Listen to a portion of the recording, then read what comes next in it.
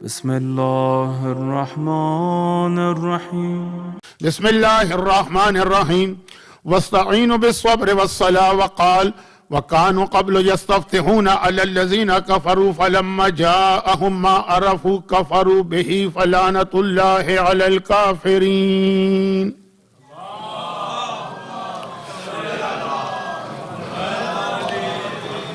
1448 ہجرہ 1448 ہجری کے ایام ازا کا یہ وہ عشرہ ہے جسے ہم لوگ اپنی زبان میں یا اپنی اصطلاح میں عشرہ سجادیہ کہتے ہیں۔ تو یہی لفظ میری زبان پہ آئے گا کیونکہ ہو سکتا ہے کہ اس عزا خانے میں اس عشرے کا کوئی اور نام ہو، لیکن چونکہ یہ عشرہ 16 محرم سے 25 محرم جو چوتھے امام کی شہادت ہے، اس لیے اسی نام سے اس عشرے کو میں دنیا میں ہر جگہ پڑھتا ہوں۔ اس سے پہلے کہ بات کو آگے بڑھایا جائے، دو مختصر سی آپ سے گزارشات ہیں یا ریکویسٹ ہیں۔ نمبر ایک یہ کہ بعض وجوہات کی بنا پر اس کی تفصیل میں نہیں جانا چاہتا۔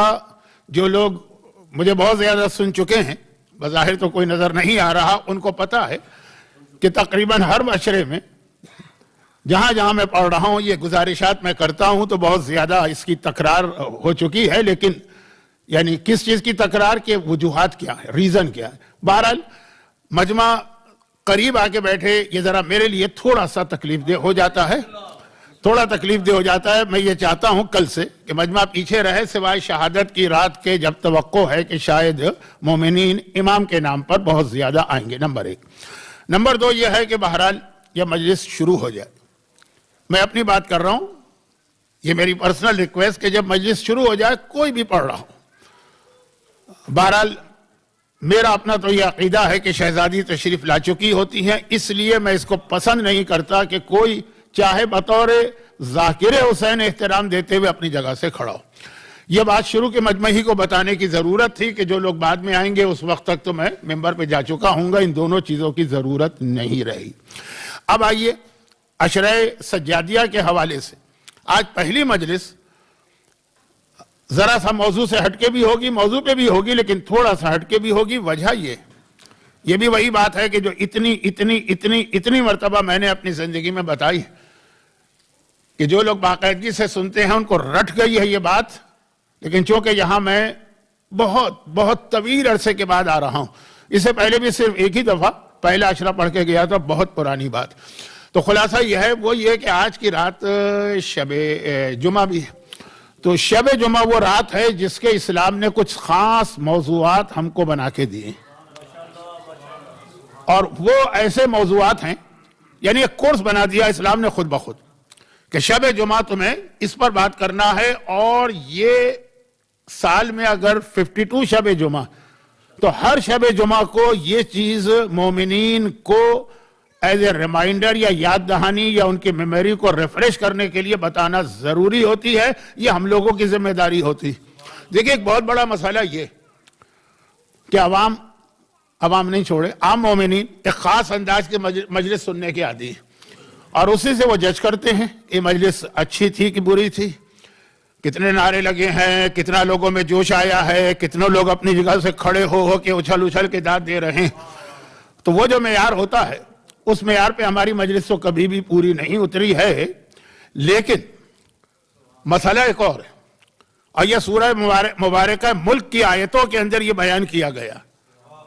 سورہ مبارکہ ملک بھی وہ سورہ ہے جس کی آج رات تلاوت کی بڑی تاکید آئی ہے، لیکن میں فی الحال بات کو نہیں پھیلانا چاہتا کیونکہ یہ صرف شب جمعہ کی حد تک میں بات کر رہا ہوں، تو جو 3 باتیں بہت اہم ہیں اس کو بیان کرنا ضروری ہے۔ تو ایک تمہید کے طور پر میدان قیامت میں عجیب منظر ہوگا، اور وہ یہ ہوگا کہ اچھا یہ سورہ بقرہ کے اندر بھی اعلان ہوا وَجَعَلْنَاكُمْ أُمَّةً وَسَطًا لِتَكُونُوا شُهَدَاءَ عَلَى النَّاسِ وَيَكُونَ الرَّسُولُ عَلَيْكُمْ شَهِيدًا، یہ جو آیت ہے ترجمہ بھی نہیں کر رہا، تفسیر بھی نہیں کر رہا، کیونکہ باتیں بہت ساری ہیں اور آج ہی یہ موضوع مکمل کرنا ہے، کل پھر شب جمعہ گزر چکی ہوگی۔ تو خلاصہ یہ کہ میدان قیامت میں جب کسی مومن کو لایا جائے گا اور اس کا نامہ اعمال کھولا جائے گا اور اس کے ایک ایک عمل کے بارے میں اس سے سوال ہوگا، تو وہ تو یہ کہہ کر بچ نکلنے کی کوشش کرے گا۔ میں لفظ کوشش کہہ رہا ہوں، باقی وہ بچ نکلے گا کہ نہیں وہ بات کا موضوع ہے، کہ پروردگارا ہمیں تو پتہ ہی نہیں تھا، اچھا یہ بھی اسلام میں ہوتا ہے، ہمیں تو معلوم ہی نہیں تھا، ہمیں تو پتہ ہی نہیں تھا، ہمیں تو کسی نے بتایا ہی نہیں تھا۔ اور جب یہ کہہ دے گا کہ ہمیں کسی نے نہیں بتایا تھا تو پھر بلایا جائے گا کہ اچھا جو روایتیں میں ان کا خلاصہ اپنے الفاظ میں بیان کر رہا ہوں، بلایا جائے گا اچھا تم مومن ہو، زندگی بعد مجلسوں میں گئے ہوگے، کن کن کے مجلسوں میں گئے ان سب کو بلایا جائے گا کہ دیکھو یہ مومن کہہ رہا ہے کہ یہ تمہیں بہت باقاعدگی سے سنتا تھا، یہ بے قاعدگی سے سنتا تو سنا ضرور تھا، کیا تم نے اس سے باتیں نہیں بتائیں؟ پتا چلا کہ یہ مومن تو یہ جان بچا کے نکلے گا کہ ہمیں تو کسی نے بتایا ہی نہیں، پھنسیں گے ہم لوگ، پکڑے ہم لوگ جائیں گے کہ بھائی تم جب ممبر پہ گئے تھے تمہاری ذمہ داری تھی کہ کسی مومن کی زبان پہ یہ جملہ نہیں آنا چاہیے کہ ہم نے کبھی نہیں سنا تھا۔ ہاں وہ یہ کہے کہ سنا تو تھا لیکن ہم نے توجہ نہیں دی، اب شیطان نے بہکا دیا، ہم نے ان چیزوں پہ یقین نہیں کیا، ہم اسے خیال میں رہے کہ بڑے سے بڑے گناہ کر لو، اللہ رحمان بھی ہے، اللہ رحیم بھی ہے اور معصومین کی شفاعت بھی برحق ہے، تو کوئی پرواہ نہیں ہے، تم بغیر کسی حساب کتاب کے جاؤ گے۔ لیکن بتانے والے نے بتایا تھا، یہ سورہ ملک کی آیت کہ ہم نے اس کا مذاق اڑایا تھا۔ تو خیر یہ ایک الگ چیز ہے، مذاق تو انبیاء کا اڑایا گیا، مذاق تو ائمہ کا اڑایا گیا، تو ہم جیسے علیکم السلام مولانا، درود بھیجے محمد وعلی محمد۔ تو یہ مسئلہ نہیں ہے، مسئلہ یہ ہے کہ بعض مومنین کرام کی خوشی کی خاطر میں اپنے آپ کو میدان قیامت میں بار بار کیوں پھنساؤں؟ ہر مومن نام لے گا کہ جی وہ بھی آئے تھے اور وہ بھی آئے تھے اور وہ بھی آئے تھے اور وہ بھی آئے تھے، اور وہاں یہ نہیں چلے گا۔ جیسے ابھی اعلان ہو رہا تھا، جو اعلان کرنے والے ہیں میں ان کو الگ سے بتا دوں گا کہ اس اعلان میں ایک چیز ایسی تھی جو میرے لیے ذرا مشکل ہے، مجھے حجت الاسلام کہنا، تو وہاں پہ یہ نہیں چلے گا کہ کون حجت الاسلام ہے اور کون علامہ ہے اور کون مولانا ہے۔ خدا جب بلائے گا یہ تھوڑی کہے گا کہ حجت الاسلام میں مسلمین فلاں صاحب تشریف لا رہے ہیں۔ تو میری ایک شرعی ذمہ داری ہے، میدان قیامت میں مجھے بھی جواب دینا اپنے ایک ایک عمل پر۔ تو آ جائیے، جو اصل مدعا تھا، جو اصل موضوع تھا، جو اصل مقصد تھا کہ ہر شب جمعہ 52 شب جمعہ اگر انگریزی سال میں ہوتی ہیں، اسلامی سال میں 2 اور کم کر لیجئے 50 مثلا، تو یہ ذمہ داری کہ 3 چیزیں ہر شب جمعہ تمہیں یاد رکھنا۔ اور میں یہ عرض کر دوں کہ جس معصوم امام کی شہادت کے حوالے سے یہ عشرہ ہو رہا، اس کی زندگی میں یہ تینوں چیزیں انتہائی اہم ہیں، بس یہی آج ان دونوں کو میں ملاؤں گا، شب جمعہ کے 3 پیغام اور جس امام کی شہادت کے حوالے سے میں آپ کی خدمت کے لیے آیا ہوں، ان کی زندگی کی یہ 3 باتیں، اور پھر یہاں سے موضوع باقی 9 مجالس میں آگے بڑھے گا۔ اب دیکھیے ہر شب جمعہ، اچھا ایک بات اور بتا دوں کہ مومن جو ہے 24/7 24 گھنٹے وہ اپنی ایک شرعی ذمہ داری اور ڈیوٹی پر ہوتا ہے، جس کی تفصیل کل سے آئے گی، آج نہیں۔ تو یہ 3 باتیں جو میں بتا رہا ہوں، اس کا مطلب یہ نہیں ہے کہ وہ کرسچینٹی کا عقیدہ میں پیش کر رہا ہوں یا کسی اور مذہب کا، کہ جو کہتے ہیں کہ سنڈے کے سنڈے اللہ کو یاد کرو، 6 دن کوئی ضرورت نہیں ہے۔ یہ 3 باتیں آپ کو پورے ہفتے 24/7، لیکن اپنی زندگی کے دوسرے کام بھی کرتے جاؤ اور ان چیزوں کا بھی خیال کرو۔ شب جمعہ کوشش کرو کہ پوری رات یا پورا دن ان چیزوں کے لیے نکالو۔ شب جمعہ سب سے پہلے موت کو یاد کرنا، بھئی یہی تو ہے، موت کو یاد کرنے میں مومن کو موت آ جاتی ہے، لیکن موت کو یاد کرنا۔ اب جیسے آپ دیکھیے کہ شب جمعہ میں ہمارے یہاں اہم ترین اعمال میں دعائے کمیل ہے۔ دعائے کمیل میں کیا ذکر ہے؟ دعائے کمیل میں یہی موت کا ذکر ہے، دعائے کمیل میں یہی عذاب کا ذکر ہے۔ میں ایک سوال اکثر لوگوں سے کرتا ہوں کہ معصومین کی جو دعائیں ہیں یا معصومین کے جو خطبے ہیں وہ کس کے لیے؟ امام معصوم جب یہ ارشاد فرما رہے ہیں تو کیا یزید امام کی بات کو سنے گا؟ کیا دشمنان اہل بیت امام کی بات کو سنیں گے؟ کیا شبر امام کی بات کو سنے گا؟ کیا عمر سعد امام کی بات کو سنے گا؟ یہ تو امام اپنے چاہنے والوں کے لیے بتا رہے ہیں۔ یہ اپنے دعائے کمیل بھی مولا نے کمیل ابن آئیے تشریف آئی مولانا، دعائے کمیل بھی مولا نے اپنے مومن شیعہ کو دی ہے، کمیل کو، تو یہ صاحبان ایمان کے لیے۔ دعائے کمیل میں آپ نہیں دیکھتے کہ کیسے عذاب خدا کا تذکرہ، رحمت کا بھی ذکر ہے کہ عذاب سے چھٹکارا بھی ملے گا، لیکن طعم عذابہا، پہلے عذاب کا ایک مزہ تو چکھنا پڑے گا۔ مزہ چکھنا اور ہے، غذا کو پیٹ میں لے جانا اور، لیکن یہ مزہ چکھنا ہی اتنا خطرناک ہوتا ہے۔ اور یہ کب مومن کو خیال رہے گا؟ جب وہ اپنی موت کو یاد کرے گا۔ شب جمعہ موت کو یاد کرنے کی رات ہے، اور یہ خیال کرنا کہ مرنا ہر ایک کو ہے، مرنے کے بعد چیپٹر کلوز نہیں ہے، یہ نہیں ہے کہ بس ختم ہو گیا معاملہ. اصل تو زندگی مرنے کے بعد ہی شروع ہو رہی. قبر میں جائیں گے, اصل زندگی تو وہاں سے شروع ہو رہی ہے. اور یہ ذہن میں رکھنا کہ قبر میں جا کے اپنے ایک ایک عمل کا جواب دینا. اب دیکھیے, میں نے کہا نا کہ جس امام کی شہادت کے حوالے سے میں آپ کی خدمت کے لیے آیا ہوں, اس امام نے, یہ ابھی تینوں باتوں میں سے پہلی بات چل رہی ہے نا, تینوں باتیں یاد دلائیے. مثلا یہی پہلی چیز موت کے حوالے سے ہمارے پاس ایک بہت اہم حدیث ہمارے چوتھے امام امام زین العابدین علیہ افضل الصلاۃ والسلام کی. اچھا, ہر حدیث اہم ہوتی ہے. جب یہ لفظ ہم لوگ کہتے ہیں کہ ایک اہم حدیث ہے, اس کا مطلب یہ نہیں ہے کہ باقی حدیثیں غیر اہم ہیں. نہیں, حالات کے تحت, مجمع کو دیکھتے ہوئے, زمانے کو دیکھتے ہوئے, کچھ حدیثیں ایسی ہیں جو بہت زیادہ ضروری ہو جاتی ہیں, کچھ حدیثیں ایسی ہیں جو اتنا سنتا آ رہا ہے مومن کہ اس کو یاد دلانے کی ضرورت نہیں. اب یہ جو حدیث ہے, یہ وہ حدیث ہے جو معصوم نے اپنے بزرگوں کی ایک حدیث کو مکمل کیا. بزرگوں والی حدیث, بزرگوں سے مطلب امام کے معصوم بزرگ, معصومین, انہوں نے وہ ایک حدیث جو ہمیں بتائی کہ جب مومن قبر میں جاتا ہے تو اس سے منکر و نکیر آ کے سوال شروع کرتے ہیں. اچھا, اب اس کے جو مشہور سوال ہیں وہ عقیدے والے ہمارے یہاں موجود ہیں, عقیدے کے بارے میں. بلکہ یہ وہ ہے پیغام ہے جو ہر میت کے وقت آپ تلقین کی شکل میں سنتے بھی ہیں. خواتین ہمارے یہاں چونکہ دفن میں نہیں جاتی ہیں عام طور پہ, مجھے مانچسٹر کا نہیں پتا, لیکن ایک عام ماحول یہ, تو وہ شاید تلقین نہ سنتی ہوں, کبھی نہ سنی ہو انہوں نے. لیکن بہرحال ہر مرنے والے کو تلقین پڑھائی جاتی ہے, سنائی جاتی ہے, اور یہ کہہ کے سنائی جاتی ہے اسمع افہم, سنو بھی اور سمجھو بھی. دیکھیے, یہ بہت اہم پیغام ہے, کیونکہ ہمارے یہاں مجلس میں بھی لوگ آ کے بیٹھتے ہیں, اسمع پہ تو عمل کرتے ہیں, سن تو رہتے ہیں, سمجھو بھی کہ کہا جا رہا ہے. تو یہ بہت اہم لفظ ہے, لیکن تلقین میرا موضوع نہیں ہے, اور ایک بار بھی نہیں, 2 مرتبہ تلقین جو ہے مرنے والے کو, اس میں عقیدے کے وہ سارے سوال ہیں کہ من ربوں کا, وما دینوں کا, ومن رسول, وہ سارے. لیکن چوتھے امام کی حدیث ہے کہ جب یہ سوال مکمل ہو گئے, تیرا رب کون ہے, تیرا دین کیا ہے, تیرا نبی کون ہے, تیرا امام کون ہے, جب یہ سارے سوال مکمل ہو گئے. بلکہ اس میں ایک بہت ہی مشہور لیکن اہم واقعہ, اس واقعے کو نہیں بیان کر رہا ہوں کیونکہ مشہور ہے اور میرے پاس اتنا وقت نہیں ہے آج.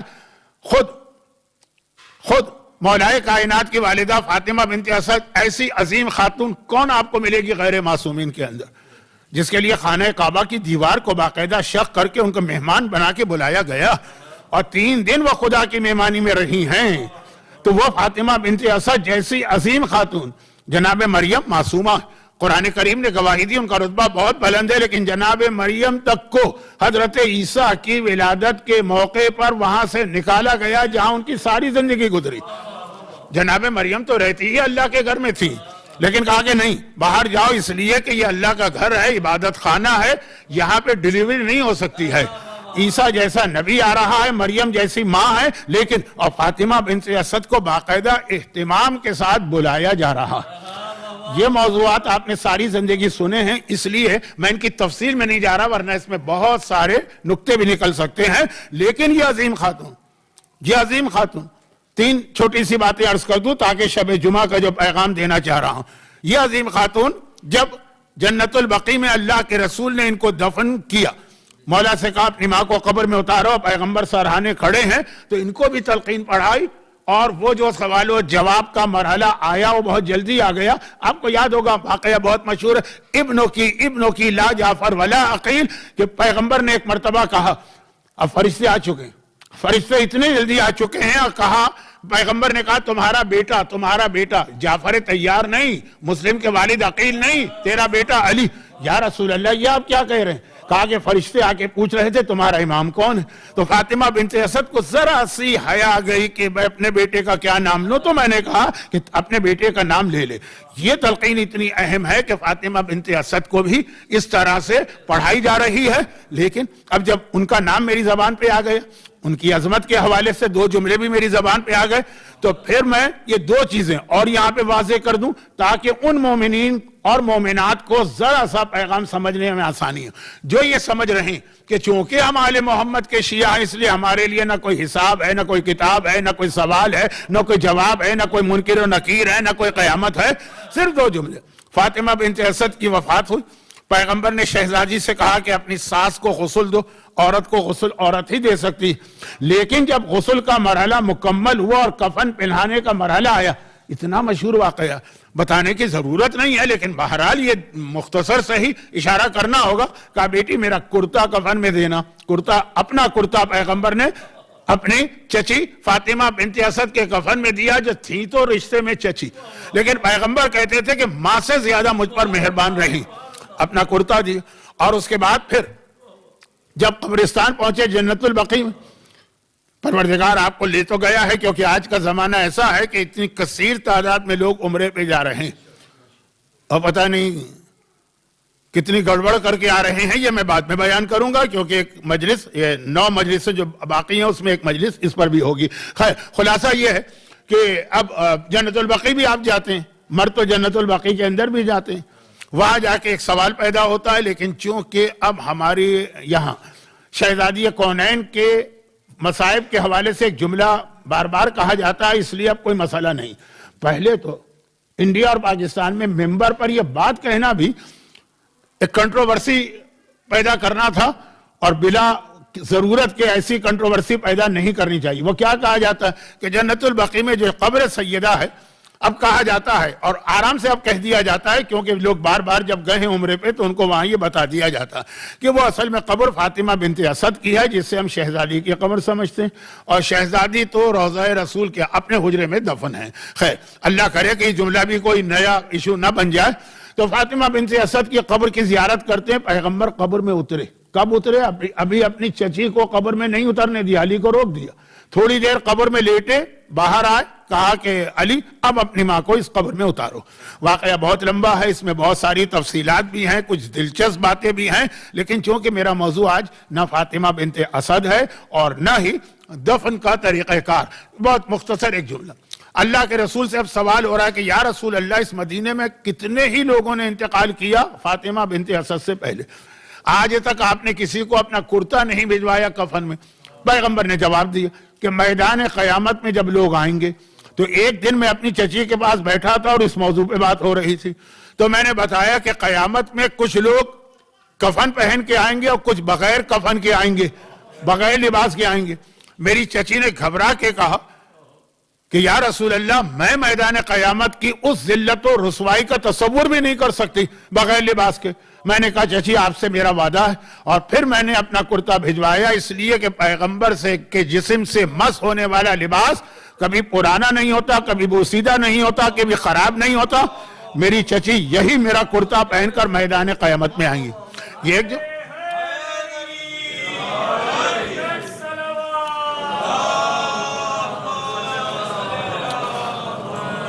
مجھے آپ کے جذبات کا احساس ہے، لیکن میں نے مجلس کے شروع میں ایک بات عرض کی تھی کہ جو مجھے بہت باقاعدگی سے سنتے ہیں ان کو پتہ ہے کہ چیزوں سے میرا بھی بہت دل خوش ہوتا ہے، میرا دل بھی تڑپتا ہے، لیکن چونکہ باتیں بہت زیادہ ہوتی ہیں تو میں بہت تیزی سے آگے بڑھتا چلا جاتا ہوں۔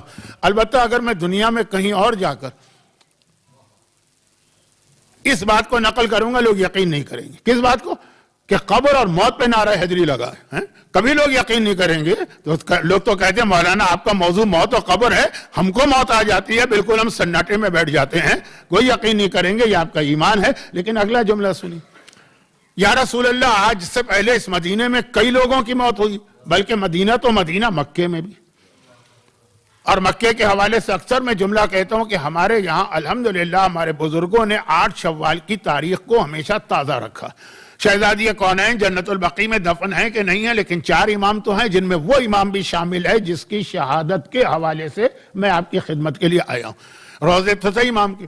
تو وہ 8 شوال ہمارے یہاں یوم غم ہے، بہت بڑی تاریخ ہے، لیکن مکے کے اندر بھی روزے توڑے گئے تھے اسی زمانے کے اندر، جنت المعلا میں، اور وہ بھی کوئی معمولی شخصیتوں کے روزے نہیں تھے۔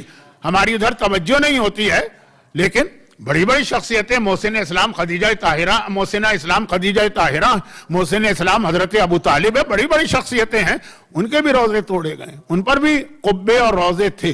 تو خلاصہ یہ ہے کہ مکے میں بھی انتقال ہوا بہت سی شخصیتوں کا، رسول سے پوچھا جا رہا، اور مدینے میں بھی انتقال ہوا۔ آج سے پہلے کسی کی قبر میں آپ اترے نہیں تھے۔ کہا کہ ایک دن میں اپنی چچی کے پاس بیٹھا تھا اور باتوں باتوں میں عذاب قبر کا تذکرہ شروع ہو گیا، اور پھر یہ بات آئی کہ عذاب قبر تو بعد میں آئے گا سو آئے گا، لیکن پہلی رات جو مرنے والے کی قبر میں ہے وہ بہت مشکل رات ہوتی ہے۔ اس رات کو قبر کی دیواریں اسے اپنے درمیان لے کے دباتی ہیں۔ عربی میں اس دبانے کو فشار کہتے ہیں، چنانچہ بلڈ پریشر کو بھی فشار الدم کہا جاتا ہے۔ تو خیر، فشار قبر کا عذاب آتا ہے۔ جب میں نے یہ کہا میری چچی کانپ اٹھی اور ایک مرتبہ کہا کہ یا رسول اللہ اتنا سخت عذاب۔ بعد میں معصومین نے اس کی تشریح بتائی کہ ایسا ہے کہ ہڈی میں ہڈی داخل ہو جاتی ہے، مردہ اس طرح چیختا ہے جیسے پورا آسمان اس کے اوپر گر پڑا ہے۔ وہ تفصیلات بعد میں بتائیں، میرا موضوع موت نہیں ہے، لیکن بہت اہم یہ جملے آ گئے، اس لیے عرض کر رہا ہوں کہ فشار قبر۔ چچی کانپ اٹھی، اے میرے بھتیجے میں تو اس کا تصور نہیں کر سکتی۔ میں نے وعدہ کیا چچی کسی پر بھی عذاب آئے کہنا ہے آپ پہ تو قطعاً نہیں آ سکتا، اور اس وعدے کو پورا کرنے کے لیے میں قبر میں اترا ہوں کہ جس مٹی کو نبی یا امام کا جسم مس ہو جائے وہ پھر کسی کو عذاب نہیں دے سکتی ہے۔ اچھا، اب یہ تو فاطمہ بنت اسد کے فضائل بھی ہوئے اور پیغمبر کا ان کے ساتھ ایک خاص ٹریٹمنٹ بھی ہوا، لیکن اس میں یہ باتیں واضح نہیں ہو گئی کہ جناب فاطمہ بنت اسد جب رسول کے پاس آتی تھی تو دونوں کے درمیان قبر اور موت کے موضوع پہ اکثر بات ہوتی تھی۔ ہمارے یہاں ایک مجلس سننا مشکل ہوتا ہے، وہاں یہ پسندیدہ موضوع بن جاتا تھا۔ ایک بات، دوسری بات، ہم اہل بیت کے زیادہ قریب ہیں کہ فاطمہ بنت اسد زیادہ قریب ہیں۔ ہمیں فخر ہے، ہمیں اعزاز ہے، ہمارے لیے دنیا کا سب سے بڑا اعزاز یہی ہے کہ ہم اہل بیت کے ماننے والے ہیں، چاہنے والے ہیں، اپنے آپ کو ان سے نسبت دیتے ہیں، لیکن ہم زیادہ قریب ہے کہ فاطمہ بنت اسد۔ فاطمہ بنت اسد کون ہے؟ چچی ہے اس کی، جس کا ٹائٹل ہے شفیع المذنبین، پیغمبر کا لقب ہے نا، ہر گناہگار کی شفاعت کرنے والا۔ فاطمہ بنت اسد ماں ہے اس کی کہ جو قسیم الجنت والنار ہے، جنت و جہنم کو تو مولا ہی تقسیم کریں گے۔ فاطمہ بنت اسد ساس ہیں اس عظیم خاتون کی جو خاتون جنت ہیں، جنت میں ان کی سرداری ہے، اور اسی لیے ان کا لقب ہے منصورہ۔ یہ چھوٹی چھوٹی باتیں میں مجلسوں میں بہت پڑھ چکا ہوں، یہاں بھی تھوڑی تھوڑی باتیں بتاؤں گا، لیکن آج پہلی مجلس نہیں، کیونکہ 3 میں سے پہلی بات پر ہی اتنا وقت گزر گیا۔ تو اب خاتون جنت کی ساس ہیں، اور کون ہے؟ دادی ہیں۔ کس کی دادی ہیں؟ اس حسن و حسین کی جو سیدہ شباب اہل الجنہ، جوانان جنت کے سردار ہیں۔ شفیع المذنبین کی چچی ہے، قسیم جنت و نار کی ماں ہیں، خاتون جنت کی ساس ہیں، جوانان جنت کے سردار کی دادی ہیں، لیکن پھر ایک مرتبہ فشار قبر سن کے کانپ اٹھتی ہیں، میدان قیامت میں بغیر کفن آنے کا تصور کر کے کانپ اٹھتی ہیں۔ اتنی قربت کے باوجود فاطمہ بنت اسد قبر کی اہمیت کو سمجھ رہی، اور یہاں ایک عام سا مومن ہے، آل محمد کا ماننے والا ہے، محبت کرنے والا ہے، کوئی شک نہیں ہے اس کے اندر، لیکن وہ اس طرح سے سمجھتا ہے کہ جیسے واقعاً اس کا نعوذ باللہ کوئی آل محمد پر احسان ہے کہ آل محمد کی ذمہ داری ہے اس کو بخشوانا، بخشوائیں گے بھی، وہی تو ہمارا سہارا ہے۔ لیکن عجیب بات ہے کہ جس حدیث کے اندر آل محمد ہمارے اتنے بڑے سہارے ہیں اس کا تذکرہ ہوا، اسی میں اس کے ساتھ ساتھ دوسری کیا چیز بیان کی گئی ہے؟ بہت مشہور حدیث، معصوم نے فرمایا جو 4 باتوں کا انکار کرے گا وہ سب ہوگا، ہمارا شیعہ نہیں ہو سکتا، کچھ بھی ہوگا ہمارا شیعہ نہیں ہوگا۔ اور یہ کئی معصومین سے روایت نقل کی گئی ہے۔ 4 چیزیں، اس میں ایک تو معراج ہے، نہیں معراج کو تو سب مانتے ہیں، معراج ہے جسمانی، میں اس لفظ کی تشریح میں بھی نہیں جانا چاہتا، موضوع بدل جائے گا، لیکن معراج بہت اہم سفر ہے جس کا تذکرہ آگے کی ایک مجلس میں آئے گا۔ دوسرا، امام نے فرمایا جو ہماری شفاعت کا منکر ہو، اور کہا کہ شفاعت وغیرہ کچھ نہیں ہوتی، ہر آدمی کو بالکل جیسے سال کے آخر میں اکاؤنٹ تیار ہوتے ہیں اور آڈیٹر چیک کرتا ہے اور حساب کتاب دینا پڑتا ہے ایک ایک پائی کا گورنمنٹ کو ٹیکس وغیرہ میں، اس طرح معاملہ ہوگا، یا بالکل ٹھیک یا غلط یہ نہیں ہوگا کہ بخشش کرا دی جائے۔ امام نے کہا جو ہماری شفاعت کا انکار کرے گا وہ سب کچھ ہوگا، ہمارا شیعہ نہیں ہوگا۔ لیکن تیسرا امام کا فرمان جو عذاب قبر کا انکار کرے گا وہ بھی سب کچھ ہوگا، لیکن ہمارا شیعہ نہیں ہوگا۔ تو اتنی بڑی حقیقت کہ بنت اسد جیسی عظیم ترین خاتون، غیر معصومین میں جو خواتین ہیں، بنت اسد جیسے رتبے کی کوئی خاتون نہیں ہوں گی، وہ بھی یہ تذکرہ کر رہی۔ اب امام یہ فرماتے ہیں کہ عذاب قبر کب آتا ہے؟ 2 مرحلوں میں۔ پہلے سوال ہوگا عقیدے کا، جو تلقین، لفظ تلقین سے اتنی تفصیل میں چلا گیا، اور میں ایسا اکثر کروں گا، آپ حضرات ذرا کنفیوز بھی ہو جائیں گے کہ مولانا یہ سیدھا چلتے چلتے کہاں چلے گئے، لیکن میں گھوم کے واپس یو ٹرن کر کے اپنے موضوع پر آ جایا کروں گا۔ تو خلاصہ یہ ہے کہ اب امام نے فرمایا کہ وہ جو ہمارے بزرگوں نے بتایا، کون بزرگ؟ خود رسول خدا نے پہلی تلقین پڑھائی، مولا کائنات نے تلقین پڑھائی ہے، اس میں عقیدے کے بارے میں بتایا، جو اس امتحان میں فیل ہو گیا اس کا وہیں سے عذاب شروع ہو گیا. اگرچہ یہاں بھی ایک دلچسپ جملہ ہے لیکن خالی جملہ ہی کہوں گا, تشریح میں نہیں جاؤں گا, بات کہیں کہ کہیں چلی جائے گی. عذاب قبر زیادہ مومن کو ہوگا, کافروں کو بہت کم ہوگا, بہت کم ہوگا, بہت کم ہوگا. یہ ایک بہت عجیب جملہ ہے لیکن بعد میں شاید اس کی وضاحت کروں, آج نہیں. خلاصہ یہ ہے کہ جو پہلے امتحان میں فیل ہو گئے عقیدے کے, اس کا تو معاملہ وہیں سے عذاب کی طرف چلا گیا. اب چوتھے امام فرماتے ہیں اس کے بعد جو اس میں پاس ہو گیا اس سے 3 سوال اور کیے جا رہے ہیں. یہ چوتھے امام کی حدیث ہے, عشرہ سجادیہ ہے, مجلسیں انہی امام معصوم کی شہادت کے حوالے سے ہو رہی. کہا کہ اس سے 3 سوال اور ہوں گے. پہلا سوال یہ ہوگا کہ جو مال تم نے حاصل کیا وہ کیسے حاصل کیا, حلال طریقے سے حاصل کیا ہے کہ حرام طریقے سے حاصل کیا. ہر چیز برداشت ہے آل محمد کے پاس لیکن مال حرام برداشت نہیں ہے. اب یہ بہت بڑا جملہ میں نے کہہ دیا, ہاں اس لیے کہہ دی کہ ابھی مجھے یقین کامل ہے ساری زندگی مجلسیں سننے والوں نے آقا حسین کا یہ جملہ تو سنا ہوگا. اچھا, مجلسوں میں بھی میں آقا حسین کا جملہ بھی نہ بتاؤں یہ کیسے ہو سکتا ہے؟ اور میں نے کیوں کہا ابھی سنا ہوگا؟ اس لیے کہ عام طور پہ یہ جملہ عاشورے کے دن پڑھا جاتا ہے. کون سا جملہ؟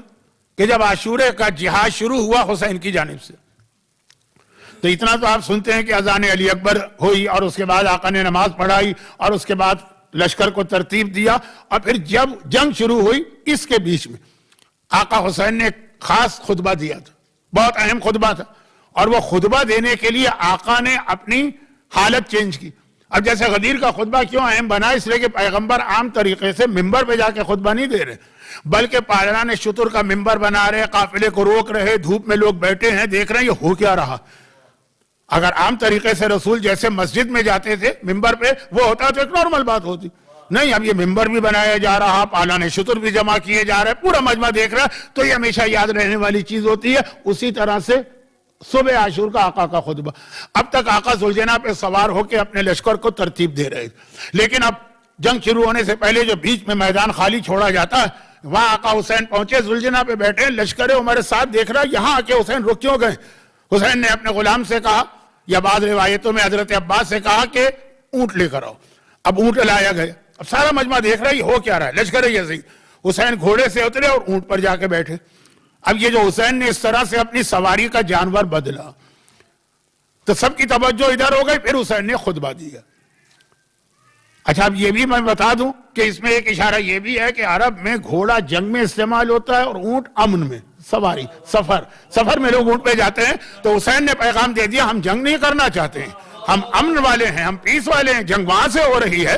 تو خیر اب یہ بھی عاشور میں, تو میں بھی جو عاشور کی ایک مجلس ہوتی ہے نا ظہر کے بعد فاقہ شکنی والی, اس میں یہ پڑھ کے آیا ہوں سب کچھ, اور ہر عالم پڑھتا ہوگا, ہر ذاکر پڑھتا ہوگا, ہر خطیب پڑھتا ہوگا, مجھ جیسا اسٹوڈنٹ بھی پڑھتا ہے. اب جو خطبہ حسین نے دیا یعنی ہر خطبہ حسین کا اہم ہے, یہ اس لیے بہت اہم کہ اس کے فوراً بعد اب کربلا کا جہاد شروع ہو رہا ہے. اس میں حسین کا ایک جملہ بہت اہم ہے, ہر جملہ اہم ہے لیکن 2-3 جملے اس کے مشہور ہو چکے ہیں. ہیہات من الذلہ اسی خطبے کا حصہ, سب کچھ برداشت ہے, ذلت برداشت نہیں ہے. اب میں یہاں پہ ایک ذرا سا ربط دے دوں, تھوڑا سا ادھر ادھر جا رہا ہوں تھوڑا سا. اور چوتھے امام نے دمشق کے امتحان کے لیے کہا تھا اقاد فی دمشق, مجھے دمشق کے بازاروں میں ذلت کا امتحان دینا پڑا. اردو والا ذلت نہیں ہے لیکن بہرحال ایک لفظ آیا. اچھا وہ بعد میں آئے گا چوتھے امام کے مذاہب میں. حسین نے کہا ہیہات من الذلہ, یہ بہت سنا ہوگا نعرہ آج کل آپ نے, اور ہمیشہ سے یہ شیعت میں نعرہ رہا کہ ذلت برداشت نہیں. اسی میں حسین نے کہا تھا الموت اولا من العار والعار اولا من النار, موت اولا ہے, بہتر ہے عار سے, ذلت سے, یعنی عزت کی موت بہتر ہے ذلت کی زندگی سے. یہ بھی اسی خطبے میں. اور یہ خطبے کے یہ 2 جملے ایک دم سے شروع نہیں ہو گئے, پہلے حسین نے تعارف کرایا میں کون ہوں مجھے پہچانو. ایک تعارف کربلا میں حسین نے کرایا, ایک تعارف یزید کے دربار میں آقا سجاد نے کرایا تھا. جملے دونوں کے شروع کے ایک جیسے تھے, انا ابن محمد المصطفیٰ, انا ابن خدیجۃ الکبریٰ, انا ابن بنت نبی, میں کون ہوں پہچانو, محمد کا بیٹا ہوں, خدیجہ طاہرہ کا فرزند ہوں, تو نبی کی بیٹی کا اس وقت اس روئے زمین پہ میں واحد زندہ بیٹا ہوں. تعارف بھی کرایا, یہ جملے بھی کہے. پھر ایک جملہ بڑا عجیب تھا, اور یہ کہہ کر حسین نے جواب کا انتظار بھی نہیں کیا اور چلے گئے واپس. وہ جملہ یہ کہا کہ میں نے سب کچھ تمہارے سامنے بیان کر دیا, اپنا خاندان بتایا, اپنے فضائل بتائے, اپنی عظمت بتائی. پورا خطبہ تو نہیں پڑھ رہا ہوں کیونکہ شب جمعہ کے 2 پیغام رہ جا رہے ہیں, لیکن اس کے بعد کہا لیکن مجھے پتا ہے تم لوگ میری ساری باتیں سنو گے اثر نہیں ہوگا. اور ریزن کیا بتایا؟ یہ نہیں کہا کہ تم لوگ میرے دشمن ہو، وہ تو ہیں لَقَدْ مُلِيَتْ بُطُونُكُمْ مِنَ الْحَرَامِ، تمہارے پیٹ رزق حرام سے بھرے ہوئے ہیں. جب پیٹ میں مال حرام پہنچ جائے تو نبی اور امام کی بات کا بھی مومن اثر نہیں ہوتا. مومن تو میں نے غلط کہا، کسی پہ بھی اثر نہیں ہوتا ہے اگر پیٹ میں رزق حرام آ جائے. قبر میں پہلا سوال یہ مال کیسے حاصل کیا، اور توجہ ہی نہیں جاتی ہماری کہ کس نے مختلف طریقوں سے حرام ہمارے یہاں آ جاتا ہے. تفصیل میں ابھی نہیں جا رہا ہوں. اس کے بعد امام نے فرمایا دوسرا سوال یہ ہوگا کہ یہ بتاؤ جو مال تم نے حاصل کیا پھر وہ خرچ کہاں کیا؟ خالی حلال کمانا کافی نہیں ہے. میوزک کے کیسٹ پہ خرچ ہو رہا ہے، عورتوں کے بیوٹی پارلر پہ خرچ ہو رہا ہے، مردوں کے داڑھی شیو ہونے پہ خرچ ہو رہا ہے. تو چھوٹی مثالیں دی ہیں میں نے. اور پھر یہ بتاؤ جوانی کیسے گزاری؟ بڑھاپے میں آ کے تو تسبیح لے کے مسجد میں بیٹھنا چاہیے، یہ بھی ایک بڑا امتحان ہے. اتنا آسان نہیں ہے جتنا لوگ سمجھتے ہیں، لیکن اصل تو جوانی ہے نا، جوانی دیوانی. اب یہ قبر میں سوال ہو رہا ہے ہر شب جمعہ یاد کرنا کہ ایک دن ہمیں اصل تو ہمارا گھر وہی، ایک دن تو ہمیں یہاں جانا. میثم تمار کا واقعہ آپ نے سنا ہوگا. ابھی محرم شروع ہونے سے پہلے جو آخری شہادت ہمارے یہاں منائی جاتی ہے وہ جناب مسلم کے بیٹوں کی، طفلان مسلم 22 ذی الحجہ، اور میثم تمار کی کھجور کے درخت پہ شہادت 22 ذی الحجہ، ایک ہفتے پہلے کربلا سے. تو خیر اس میں بھی یہی کہ جہاں ان کی قبر بننا تھی وہ باقاعدہ وہاں پہ آتے تھے کہ یہ ہے میرا اصلی گھر. پورا واقعہ نہیں پڑھ رہا ہوں. تو یہ ہر شب ویسے 24 گھنٹے یاد رکھنا، 24 گھنٹے موت کو یاد کر رکھنا. راوی کسی طرح زحمت اٹھا کے اس امام معصوم تک پہنچ گیا جو آج کل بہت زیادہ ان کا ذکر ہو رہا ہے. آج کل سے مطلب کیا ہے؟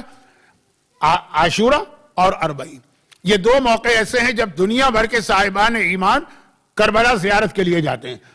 آپ جا کے کربلا، جیسے میں نے کہا عمرہ آج کل بہت زیادہ رائج ہو گیا ہے، اس سے 10 گنا زیادہ کربلا. پہلے جب میں کربلا کی کوئی بات مجلس میں پڑھتا تھا تو سوال کرتا تھا بھائی کوئی ظاہر ہے کوئی کربلا ہو کے آیا؟ اب یہ نہیں کہنا پڑتا، پوچھنا پڑتا آپ 10 مرتبہ گئے کہ 12 مرتبہ گئے کہ 15 مرتبہ گئے. الحمدللہ بار بار آپ کو جنت نصیب ہو رہی ہے. تو جب کربلا آپ جاتے ہیں، سارا سال لوگ جاتے ہیں، لیکن یہ دو بڑی مخصوصیاں، عرفہ 1 مہینے پہلے، پھر عاشورہ اور پھر اربعین.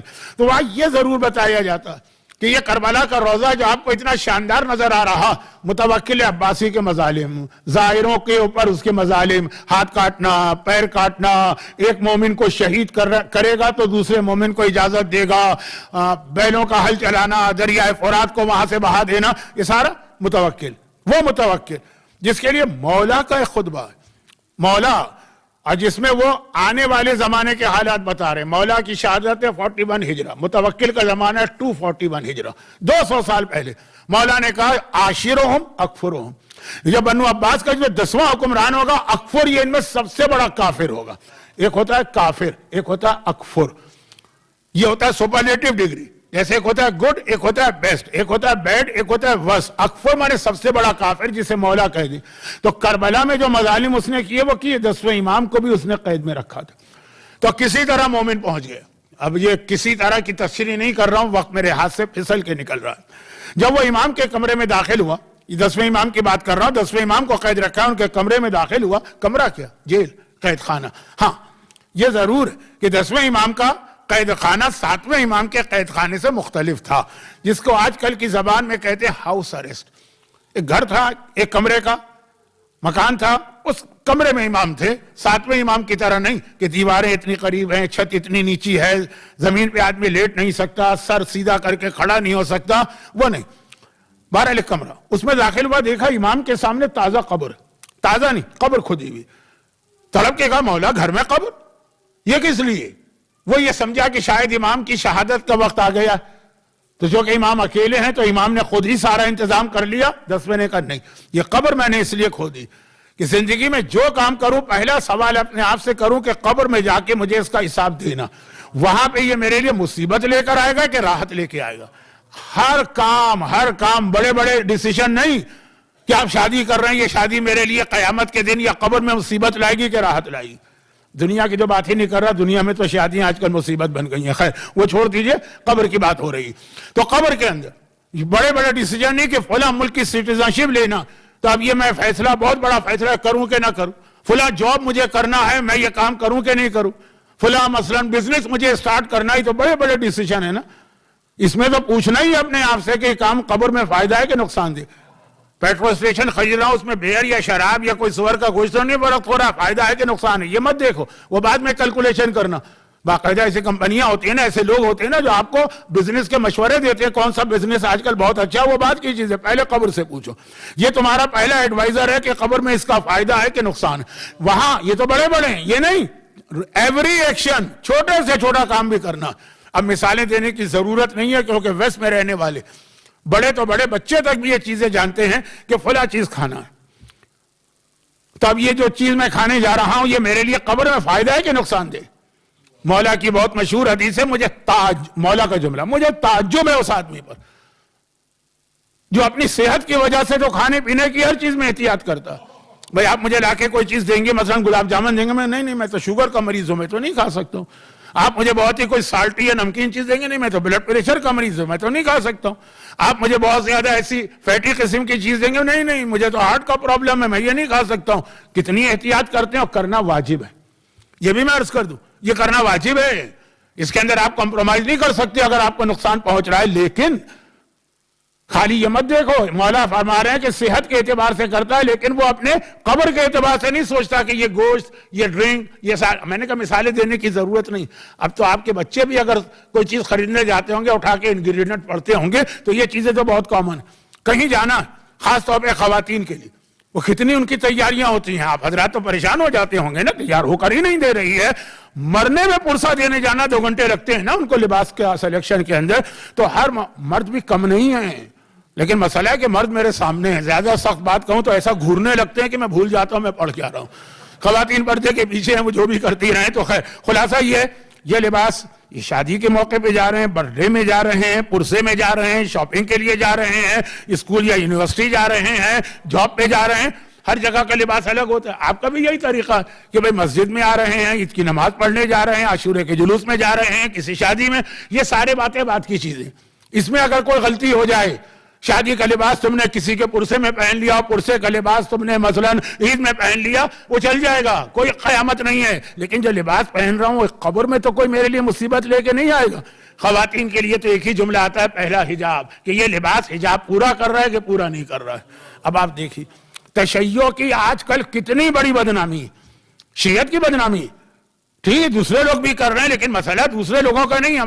कितने इस वक्त आप जाइए, मैं मैनचेस्टर की बात नहीं कर रहा हूं, पाकिस्तान की बात कर रहा हूं, टिकटॉक, इंस्टाग्राम, हमारी अजादार खवातीन के कितने क्लिप, मुझे पता है जो मजलिस में आ रही है वो इस कैटेगरी में आती ही नहीं, लेकिन किस किस तरह से वो आजादारी में अपने जिस्म की नुमाइश कर रही हैं कि आदमी सर पकड़ लेता है कि इनको अपना जिस्म दिखाने के लिए आका हुसैन की आजादारी और मातम ही मिला। अब मैं उधर अभी नहीं जा रहा हूं, मीडिया बहुत बड़ा फितना है जो एक आगे की मजलिस में बयान किया जाएगा। तो खुलासा ये 10वां इमाम कह रहे कब्र जो है ये मेरा बेहतरीन एडवाइजर, ये मुशीर है जो मुझे बताता है खाने में, पीने में, पहनने में, रहने में, जाने में, तालीम में, जॉब में, बिजनेस में, हर चीज में इसको जहन में रखना है। ये हर वक्त मोमिन की जिम्मेदारी है, लेकिन कम अज कम एटलीस्ट शबे जुमा तो इसका ख्याल करना है। अब मैं यहां रुककर एक जुमला शुरू वाला बयान कर दूं ताकि जो लोग बाद में आए हैं वो कंफ्यूज ना हो कि मौलाना कहां की हाँक रहे हैं। सुनिए, आज की रात शबे जुमा, और इस्लाम कहता है कि एवरी शबे जुमा 3 बातों को मुसलसल याद करना। ये 3 बातें हमें वैसे पूरा हफ्ता याद करना, नॉट ओनली फॉर शबे जुमा, लेकिन शबे जुमा इसकी अहमियत बढ़ जाती है, जो दुआए कुमैल का पैगाम भी है और वैसे भी। अच्छा, अब ये जो मौत को याद करना है ना, तो मजीद ये याद पक्की हो जाए, इसके लिए एक इस्लाम ने तरीका बताया जो हमारे यहाँ राइज है, लेकिन हम लोग उस पर तवज्जो नहीं देते हैं। इस्मा तो करते हैं, सुन तो लेते हैं, इफ हम नहीं करते, समझते नहीं है। वो ये कि कम अज कम बहुत सारे घरानों कम अज कम शबे जुमा अपने मरहूमीन को याद किया जाता है, फातिहा पढ़ी जाती है। शबे जुमा की फातिहा जो है ना, वो एक हमारे यहाँ एक आम रवाज है। मैं फिर पाकिस्तान की बात कर रहा हूं कि जब शबे जुमा कहीं भी मजलिस पढ़ रहा हूं, एक फातिहा की लिस्ट आ जाती है, आज शबे जुमा फातिहा पढ़ना। बल्कि कुछ लोग तो ऐसे कि उस शबे जुमा को मरने वालों के लिए वाकान नजर नियाज भी करते हैं फातिहा, और कुछ लोग तो इससे भी आगे, खास तौर पर खवातीन जो शबे जुमा नमाज हदिया वालिदैन जरूर पढ़ती हैं कि अपने वालिदैन को आज याद करना। देखिए, मौत याद करने के लिए हमारे बुजुर्गों ने भी कुछ तरीके कायम किए और मासूमीन ने बताए, लेकिन ये नहीं है कि खाली उनकी मौत याद करो। क्या तुम्हें नहीं मरना, अपनी भी मौत को याद करो। ये पहली चीज थी, इसकी तफसील में मैं चला गया चौथे इमाम की एक हदीस की वजह से। दूसरी चीज जो आज हमें याद करना, एवरी शबे जुमा, आज नहीं, साल की 52 शबे जुमा है तो 52 शबे जुमा याद करना है, और वो है दुआ। دعا دعا یاد رکھیے، آج دنیا میں کوئی شخص ایسا نہیں ہے جو راحت و آرام کے ساتھ. میں تو ایسے ایسے ملکوں میں ہو کے آیا ہوں، میری ذاتی حیثیت تو ایسی بھی نہیں ہے کہ میں کراچی سے حیدرآباد اپنے خرچے پہ جاؤں، لیکن یہ آقا حسین کی نوکری کا صدقہ ہے کہ ایسے ایسے علاقوں میں گیا ہوں کہ بڑے بڑے کروڑپتی ملینر بلینر بھی نہیں جا سکتے ہیں. سب جگہ گیا ہوں، صرف ساؤتھ امریکہ آج تک نہیں گیا، اور ایک اور کانٹیننٹ ہے انٹارکٹیکا، وہاں تو سنا ہے پینگوئن ہوتی ہیں، تو پینگوئن کیا بھی مجلس ہوتی ہوگی، کائنات کی ہر چیز آقا حسین کی مجلس کرتی ہے، لیکن وہ اپنے کسی حجت الاسلام کو بلاتے ہوں گے. خیر، تو میرا تو وہاں گزارا نہیں، باقی ہر جگہ گیا تو میں نے دیکھا کہ وہ لوگ جن کو دیکھ کے لوگ رش کرتے ہیں کہ ایسے علاقے میں پہنچ گئے. حتیٰ آپ دیکھیے، آپ کا ملک بھی بہت زیادہ اچھا ہے اور بہت لوگ آنے کے لیے تڑپتے ہیں، لیکن آپ کو پتا کہ اس وقت ٹاپ آف دا لسٹ یا امریکہ آتا ہے یا کینیڈا آتا ہے، تو وہاں بھی ابھی وہیں سے تو میں آ رہا ہوں، تو وہاں بھی جو بظاہر بہت ہی خوشحال اور بہت اچھی زندگی نظر آ رہی ہے، لیکن اندر سے اتنے دکھی ہوتے ہیں. ہر ایک کے ساتھ کوئی نہ کوئی مسئلہ، کسی کو رزق کا مسئلہ ہوتا ہے، کسی کو جیسے ہمارے پاکستان میں زندگی خطرے میں ہوتی ہے، وہاں پہ لا اینڈ آرڈر کی سچویشن ہے، کہیں پہ ٹینشن ہوتی ہے اولاد کے حوالے سے، کہیں پہ ٹینشن ہوتی ہے بیٹیاں کس کے ساتھ جا رہی ہیں. ممبر کے احترام میں کھل کے نہیں کہہ رہا ہوں، ہر جگہ کوئی نہ کوئی مسئلہ.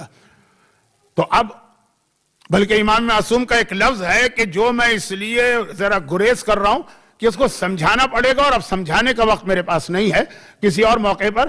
ایک لفظ ہمارے ہاں بہت رائج ہے، لعنت. اچھا، لعنت کے معنی اردو میں ہے قرض، لیکن عربی میں لعنت کے یہ معنی نہیں. عربی میں لعنت کے معنی، لعنت خود ایک دعا. لعنت کا مطلب ہے اس آدمی پر رحمت خدا نہ ہو. تو اب چونکہ اب میں لفظ لعنت کہوں گا تو آپ چونک اٹھیں گے کہ امام مومن پہ لعنت بھیج رہے ہیں. جی ہاں، ایک حدیث ہے امام کی جس میں امام نے تقریباً 25 صاحبان ایمان پہ لعنت بھیجی ہے. یعنی یہ نہیں کہا کہ ان کو قرض نہیں کیا، وہ اردو والا ہے لعنت. امام نے کہا کہ ان کے پاس رحمت خدا نہیں، رحمت خدا نہیں، رحمت خدا نہیں. یہ لفظ آپ سن لیں گے کیونکہ آپ کو پتا ہے، بچپنے سے لوگ سنتے آئے ہیں کہ جس گھر میں کتا ہوتا ہے وہاں رحمت نہیں آتی. یہی لعنت کا ترجمہ ہے، رحمت نہیں آتی. اب اگر ہم کہہ دیں کہ وہاں جس گھر میں کتا ہوا لعنت برستی ہے تو ذرا اسٹرانگ ورڈ ہوگی. مومن کے گھر میں کتا ہے تو مومن پہ لعنت ہے، اسٹرانگ ہوگی. اور اگر ہم کہیں کہ مومن کے گھر میں کتا ہے تو یہاں رحمت داخل نہیں ہوگی، یہ پھر بھی ذرا برداشت ہو جاتا. امام نے 25 پر لعنت بھیجی، اس میں کہا کہ لعنت ہو لعنت ہو لعنت ہو. یعنی رحمت نہیں ہے، رحمت نہیں ہے، رحمت نہیں ہے اس مومن پر جس کے 40 دن گزر جائے وداؤٹ اینی پرابلم. مومن ہے تو ہر 40 دن میں ایک مرتبہ کوئی نہ کوئی اس کو مسئلہ پیش آئے گا. اچھا، یہ تو کوئی بہت بڑی بات ہوگی. بھئی صدام جیسے کا زمانہ ہو، 10 سال 12 سال کے روزانہ مصیبتیں ہو تو ٹھیک ہے، لیکن پوری زندگی حالات تو بدلتے ہیں نا. ان مع العسر یسرا فإن مع العسر یسرا ان مع العسر یسرا. ہمیشہ مشکل کے بعد راحت تو آتی ہے. امام تو کہہ رہے پوری زندگی. راوی نے کہا مولا پوری زندگی ہر 40 دن میں ایک مصیبت. وہ سمجھ رہے ہیں مصیبت سے مطلب ہے کوئی بیٹا مر جائے، مصیبت سے مطلب ہے کہ ایڈز کی بیماری ہو جائے، مصیبت سے نہیں. امام نے کہا نہیں، چھوٹی یا بڑی، کبھی یہ بھی ایک امتحان مصیبت ہوتی ہے کہ تمہارے پاس، امام نے مثال تو اپنے زمانے کی، ایک تھیلی میں 100 دینار تھے، تمہیں ملے 100 دینار کہیں سے اجرت، تم نے گنے وہ 99 نکلے، تمہارا دل دھڑکنے لگا، ارے 1 دینار کی بڑی ویلیو ہوتی ہے، کہاں چلا گیا، دوبارہ گنا نہیں. ٹھیک ہے. یہ جیسے اگر آپ 50 کے نوٹ کی گڈی گنے اور آپ کے پاس مثلا 100 کسی نے دی ہیں، آپ کو کسی وجہ سے 99 نکلے، 50 پاؤنڈ کا نقصان، پھر گنا. ٹھیک ہے. اتنی دیر کی پریشانی بھی اس میں شامل ہے جو مومن پہ 40 دن میں ایک مصیبت آئے گی. اور آج کل تو اتنا زیادہ یہ پرابلم، کوئی آدمی مجھے آج کل راحت و آرام کا نظر نہیں آیا سوائے چند لوگوں کے جن کے لیے قرآن نے کہا الا بذکر اللہ تطمئن القلوب. یہ نکل کی بات ہے، آج نہیں. تو اب خلاصہ یہ کہ جب یہ، تو اب مومن کے لیے اس میں سہارا کیا ہے سوائے دعا کے اور کچھ نہیں. دعا ایک بہت بڑا سہارا مومن کو دیا ہے، اور دعا ہی کے ذریعے سے بڑی پریشانی سے مومن گزر جاتا ہے. دعا کی اہمیت کو سمجھے، دعا ایک نیرو ہے، دعا ایک پاور ہے، دعا ایک طاقت ہے، دعا ایک ٹول ہے، دعا آپ کا پروٹیکشن گیئر ہے، دعا پتہ نہیں کتنے چیزوں سے آپ کو بچاتی ہے. یہ دعا جو ہے سال میں کبھی بھی مانگے، اللہ سے مانگیں گے نا، اللہ تو وہی ایک اللہ، اور کہیں بھی مانگے اللہ تو وہی ایک اللہ ہے نا. لیکن شب جمعہ اس کی طاقت بڑھ جاتی ہے. وقت بدلنے سے اور جگہ بدلنے سے دعا وہی دعا ہے. آپ بھی وہی ہیں، جس کے پاس دعا مانگ رہے ہیں وہ بھی وہی ہے. لیکن کربلا میں جو دعا قبول ہوگی وہ یہاں پہ قبول نہیں ہوگی. یہاں بھی ہوگی لیکن کربلا میں جس طرح سے فوری طور پہ قبول ہوگی یہاں ضرور ڈیلے ہوگی. اور یہ تو پھر بھی عزا خانہ ہے. آپ اپنے گھر کے اندر دعا مانگ رہے ہیں وہ دعا بھی قبول ہوگی، لیکن طاقت دعا کی نا کہ کتنی فاسٹ جا رہی ہے. ایک ہوتا ہے, اب پتہ نہیں پاکستان میں تو پوسٹل سسٹم بہت بگڑ گیا, یہاں بھی میں نے بہت برائیاں تو سنی ہے رائل میل کی, لیکن میں کسی ملک کے حالات پہ بحث کرنے نہیں آیا. ایک ہوتا ہے کوریئر سے کوئی چیز بھجوانا, 2 گھنٹے میں پہنچ جاتی ہے. اوور ہیٹ سے کوئی چیز منگوانا 15 منٹ میں پہنچ جاتی ہے.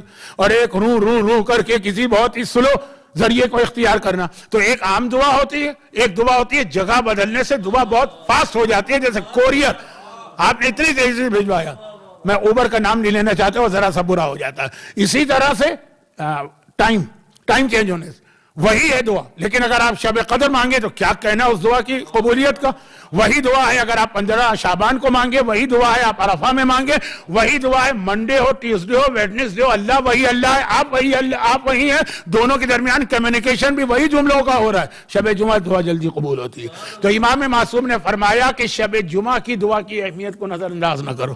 اب میرا ایک سوال, دعا کا لفظ ذہن میں آتا ہے, کون امام معصوم سب سے زیادہ ذہن میں آتا ہے؟ وہ ہمارے چوتھے امام. کیونکہ ہر امام کی دعائیں ہمارے پاس الگ الگ ہے. چوتھے امام نے صحیفہ کاملہ کی شکل میں تو ہمیں دعاؤں کا وہ مجموعہ عطا کر دیا جسے اخت القرآن کہا جاتا ہے. یہ قرآن کی بہن ہے. تو یہ صحیفہ کاملہ, دعا اور چوتھے امام. اور شب جمعہ, ہر شب جمعہ آپ کو دعا کی اہمیت سمجھنا. شب جمعہ کی دعا کو کم مت سمجھیں. اس سے زیادہ میں تفصیل میں نہیں جا رہا ہوں, اس میں بہت باتیں کرنا تھی. 1-2 بہت اہم دعائیں بھی آپ کو بتانا تھی, لیکن یہ بعد میں آ سکتی ہیں. صرف یہ کہ آج کی رات پورا سال صرف یہ چوتھے امام کی وجہ سے نہیں, پورا سال ہر شب جمعہ. اور آخری چیز ہے, ہر شب جمعہ زمانے کے امام کو خاص طور پر یاد کرنا. اچھا, اس کا مطلب یہ نہیں ہے, پھر جملہ ریپیٹ کر دوں کہ جی وہ باقی 6 دن امام کو یاد نہ کرے. نہیں, مومن کا امام کا ساتھ تو ہمیشہ کا ہے. ہماری ہر سانس امام کی وجہ سے ہے. جمعے کے خطبے میں ایک حدیث پڑھی جاتی ہے, وَبِيُمْنِهِ رُزِقَ الْوَرَىٰ وَبِوُجُودِهِ ثَبَّتَتِ الْأَرْضُ وَالسَّمَاءُ. یہ امام ہیں جن کی برکت سے مخلوقات کو روزی مل رہی ہے. یہ امام ہیں جن کی وجہ سے زمین و آسمان اب تک برقرار ہیں. تو ہر لمحے ہم کا ہمارا امام سے کنیکشن ہے. مگر شب جمعہ امام کو اور زیادہ یاد کرنا.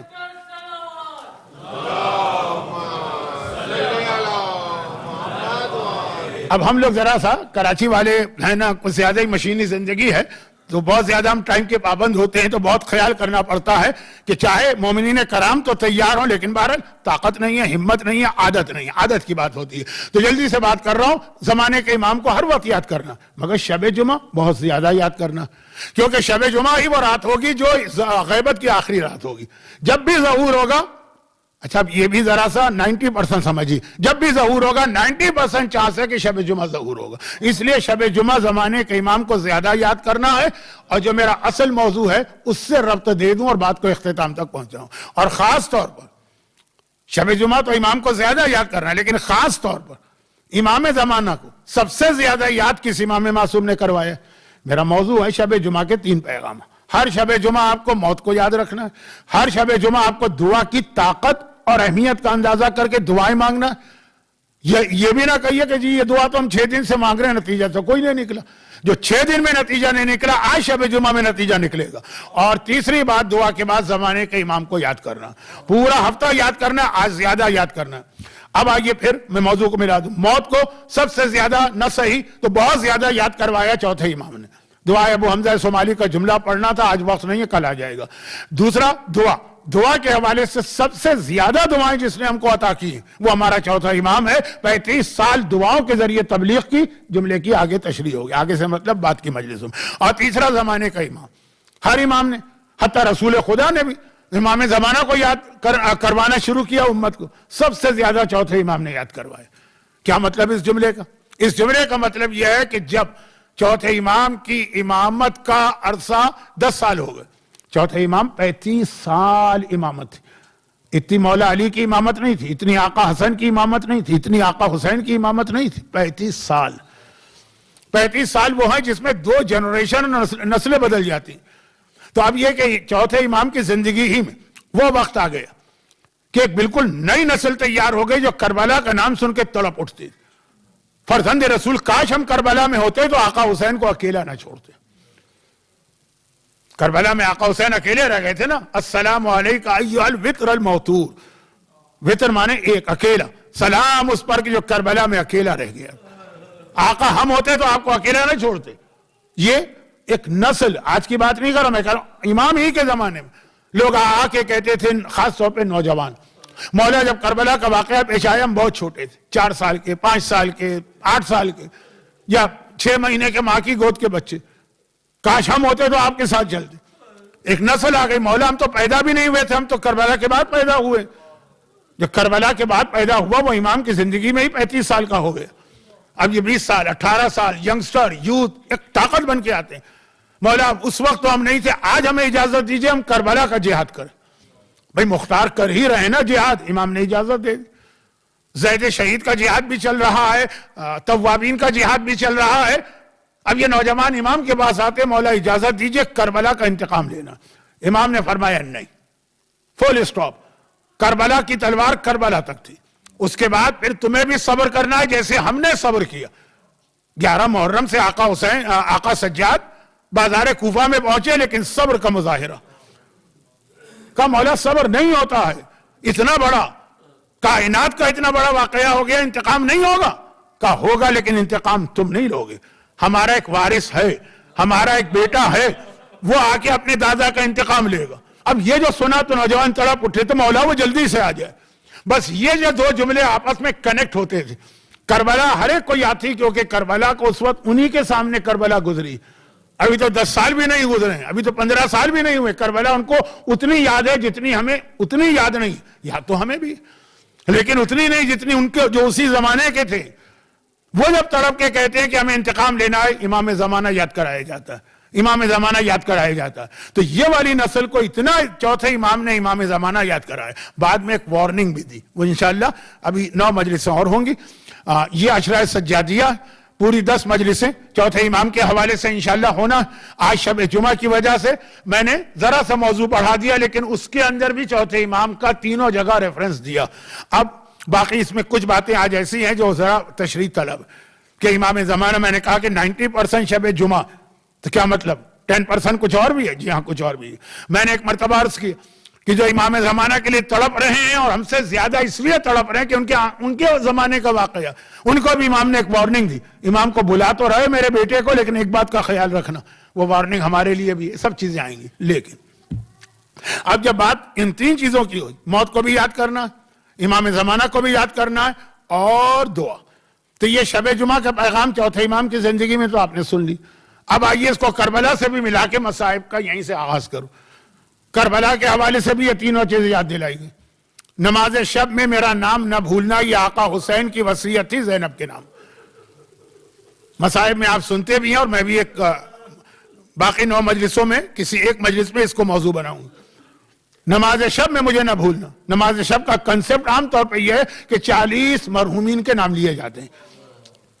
ایک عام لوگوں کے ذہن میں تاثر، ایک مرتبہ تذکرہ ہوا، اور پھر امام زمانہ کے حوالے سے تو آپ ابھی 1 ہفتہ بھی نہیں ہوا، عاشورے کے دن ایک دوسرے سے آپ ملے ہیں ابھی، اور زندگی بھر ملتے رہیں. ایک دوسرے کو دیکھ کے کیا کہتے ہیں؟ ہیلو، ہائے، گڈ مارننگ، گڈ ایوننگ نہیں. اعظم اللہ اجورنا بمصابنا بالحسین، اللہ ہمارے اجر بڑھائے. وجعلناکم یا وجعلنا وإیاکم من الطالبین بصارہ ما ولی علما، اور ہمیں اور تمہیں امام زمانہ کا سپاہی بنائے تاکہ حسین کے خون کا انتقام لے.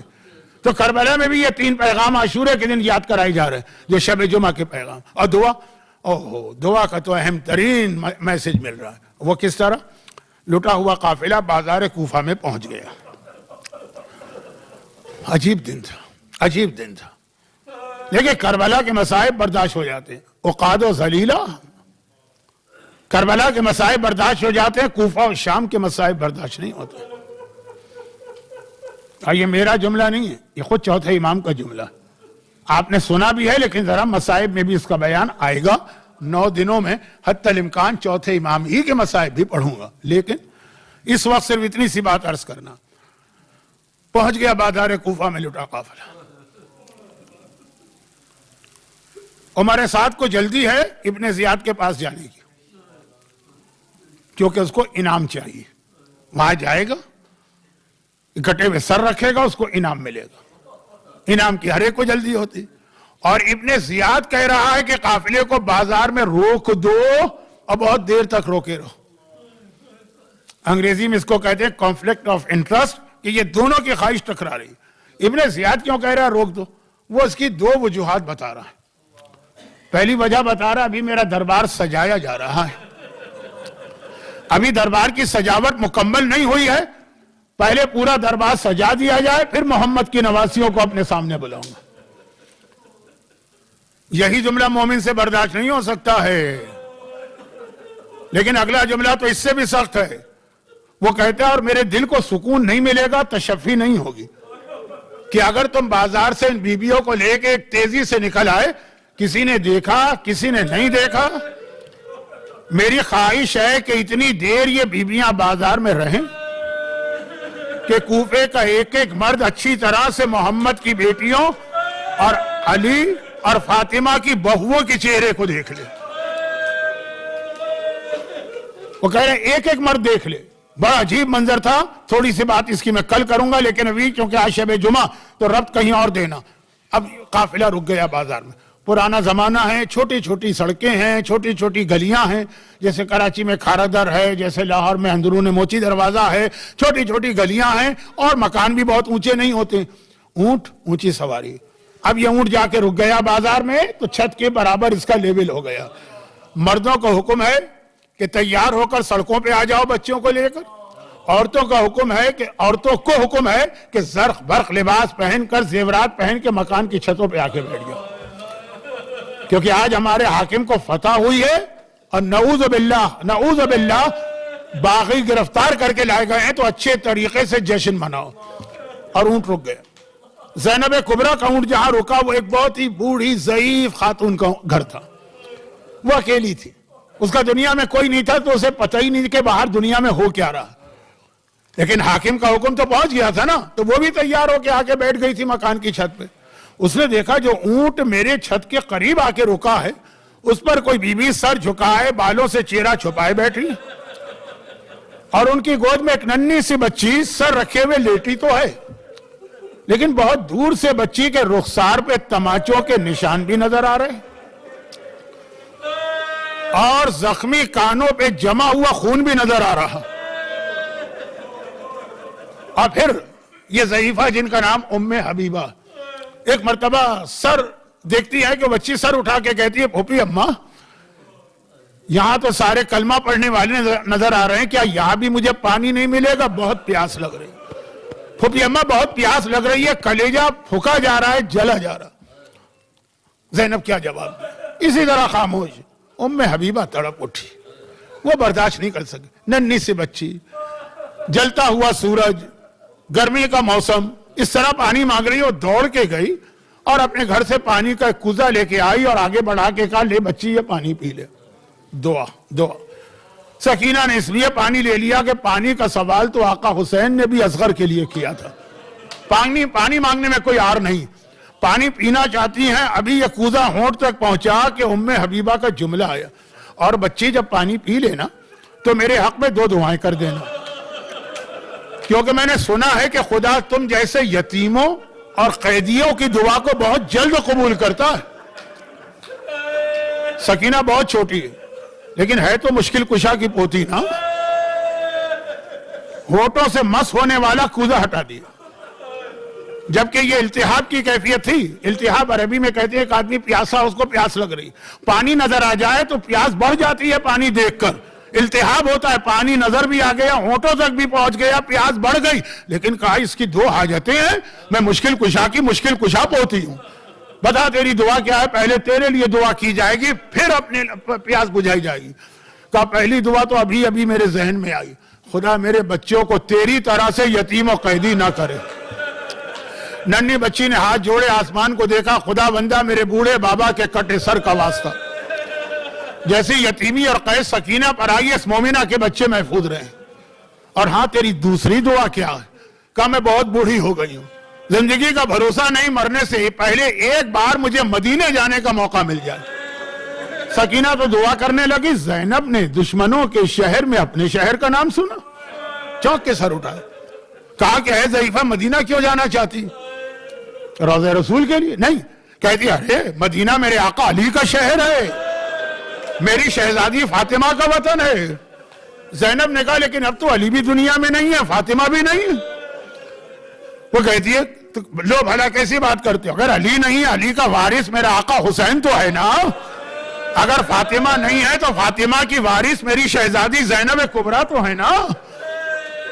زینب نے کہا کہ تو نے خالی زینب کا نام سنا ہے کہ زینب کو پہچانتی بھی ہے؟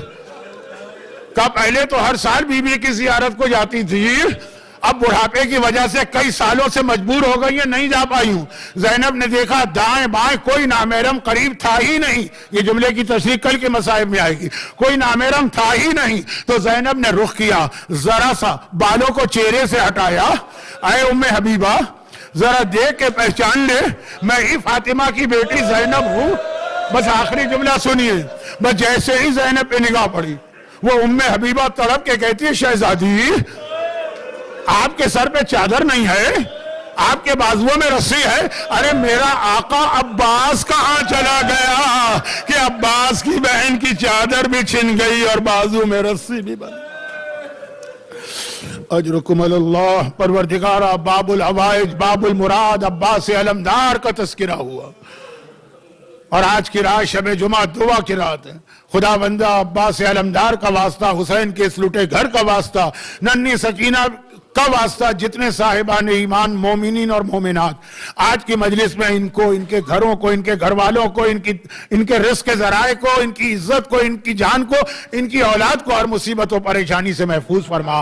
اور دنیا بھر میں جہاں جہاں شیعان حیدر کرار محبت علی اور رضائے حسین کے جرم ظالموں کا نشانہ بن رہے، ان سب کی حفاظت فرما، ظالموں کو نیست و نابود فرما. سکینہ کے گھرانے کے بے گور و کفن لاشوں کا واسطہ ہمارے تمام مرحومین، خصوصاً جو لوگ آج کی مجلس میں ان کے خاندان کے مرحومین کی مغفرت فرما، بیماروں کو شفاء کاملہ عطا فرما، حاجت مندوں کی ہر حاجت کو پورا فرما. پروردگارہ جس عظیم مقصد کے لیے قربانی دی گئی ہمیں اس اسلام پر عمل کرنے کی توفیق عطا فرما، اور ان مظالم کے انتقام کے لیے اپنی آخری حجت ظہور امام میں تعجیل فرما.